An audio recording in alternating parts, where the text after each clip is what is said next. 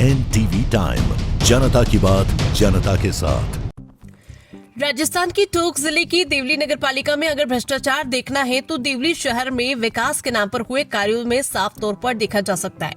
इसलिए कि देवली में बाग बगीचों के रखरखाव कार्य के लिए 40 लाख रुपए का ठेका पर अटल उद्यान की दुर्दशा ऐसी क्यों?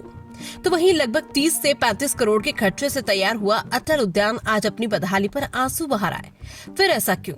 मामला ये सामने आया कि इन दिनों देवली शहर के प्रमुख बाग बगीचे और पार्क रखरखाव के अभाव में अपनी दुर्दशा पर आंसू बहा रहे।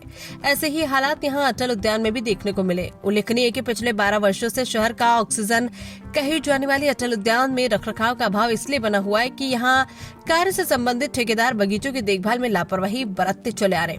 ऐसे में यहाँ पर जग जाहिर है कि अटल उद्यान में निर्माण से लेकर रखरखाव के कार्यों में भ्रष्टाचार की परत दर पर चढ़ी हुई खुलेआम देखी जा सकती है।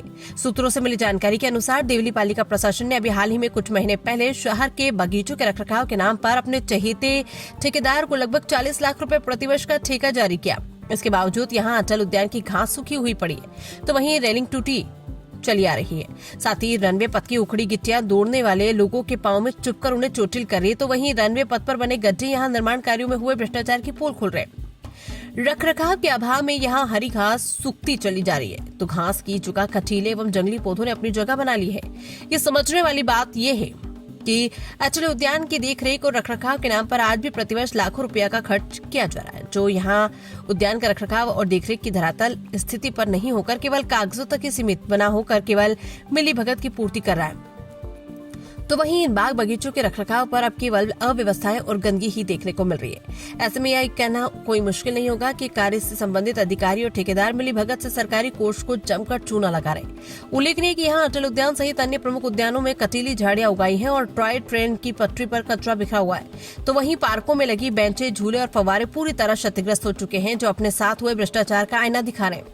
देखने वाली बात तो यह है कि यहाँ पर्याप्त पानी होने के बावजूद कीमती हरियाली और हर्बल के गार्डन उजड़ रहे हैं। साथ ही अटल उद्यान सहित शहर के अन्य पार्कों की स्ट्रीट लाइटें खराब होकर बंद पड़ी हुई है। यहाँ पार्कों के इस हालातों पर स्थानीय निवासियों का आरोप है कि नगर पालिका के पार्कों की हो रही ऐसी दुर्दशा के बारे में कई बार सूचित किया जा चुका है। बावजूद इन उद्यानों के सौंदर्यीकरण को बरकरार रखने के लिए कोई ठोस कदम नहीं उठाए जा रहे।